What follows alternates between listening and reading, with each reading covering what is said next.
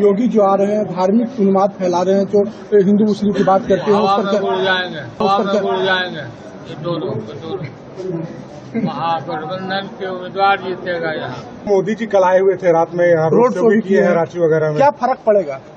कोई फर्क नहीं पड़ेगा। मोदी जी गए आए सो गए। झारखंड में विधानसभा चुनाव का समय नजदीक आ चुका है और राज्य की राजनीतिक सरगर्मी अपने चरम पर है। हर दल अपने चुनाव प्रचार में जुटा हुआ है और एक दूसरे पर कटाक्ष करते हुए वोटरों को आकर्षित करने की कोशिश भी कर रहे हैं। रविवार को भारतीय जनता पार्टी के प्रमुख नेताओं ने राज्य सरकार पर निशाना साधा, जिसमें असम के मुख्यमंत्री हेमंत बिस्वा शर्मा और उत्तर प्रदेश के मुख्यमंत्री योगी आदित्यनाथ शामिल थे। दोनों नेताओं ने झारखंड के मुख्यमंत्री हेमंत सोरेन और उनकी पार्टी झारखंड मुक्ति मोर्चा पर तीखा हमला बोला। असम के मुख्यमंत्री शर्मा ने आरोप लगाया कि हेमंत सोरेन वोट बैंक की राजनीति के तहत झारखंड में बाहरी लोगों का संरक्षण दे रही है।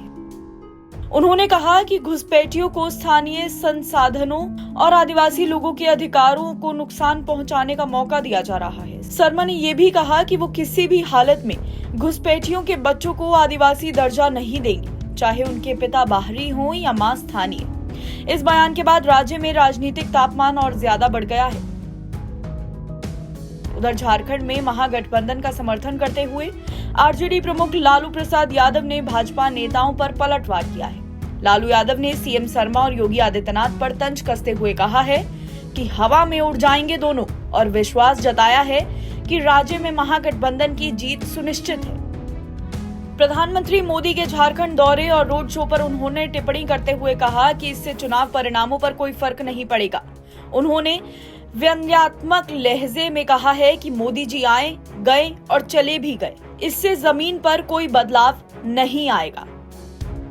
भारी बहुमत से विजयी बनाए। जय हिंद।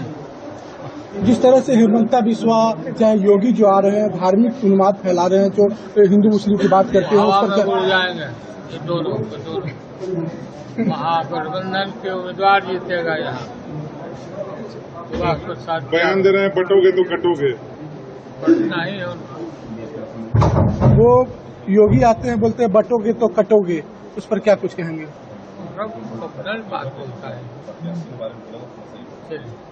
आए थे मोदी जी कल आए हुए थे रात में, यहाँ रोड शो भी किए हैं रांची वगैरह में। क्या फर्क पड़ेगा?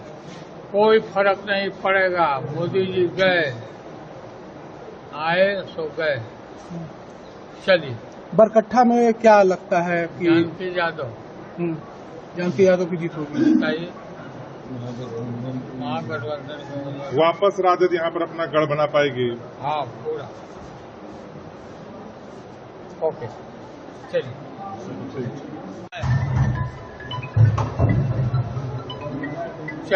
सर कहीं और भी जाएंगे फिर इसके बाद जो दूसरे चरण का जो चुनाव प्रचार? सर दूसरे चरण के चुनाव प्रचार में झारखंड आएंगे आप? देखा जाएगा। सर काफी आपकी तबीयत खराब है, फिर भी यहाँ आप आए प्रचार करने के लिए, किस तरह का लोगों का उत्साह है? कितना लोगों? बहुत अच्छा संबंध है। हाँ कोडरमा के लोगों से। जी जी। काफी हमारे पुराने लोग हैं, पार्टी के लोग हैं। जी जी। पार्टी को यह बनाया है। जी जी। इसलिए हम बीमार हाल भी आए अपील करने के लिए। अन्नपूर्णा जी को आपने झारखंड की सियासत दे रखी थी, लेकिन वो आपके साथ दगाबाजी कर गई, क्या कुछ कहेंगे?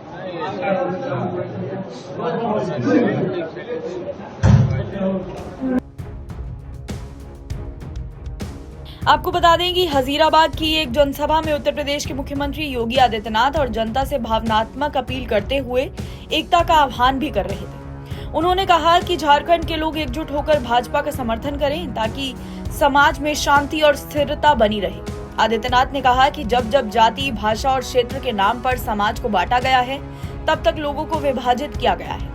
उनका ऐसा मानना है कि भाजपा ही वो पार्टी है जो एकता की भावना को बढ़ावा देती है और राष्ट्रीय हितों को सर्वोपरि रखती है।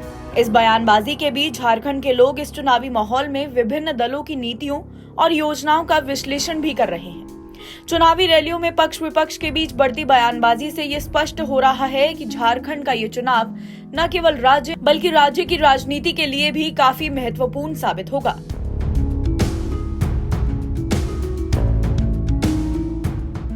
एनबीटी ऑनलाइन की रिपोर्ट।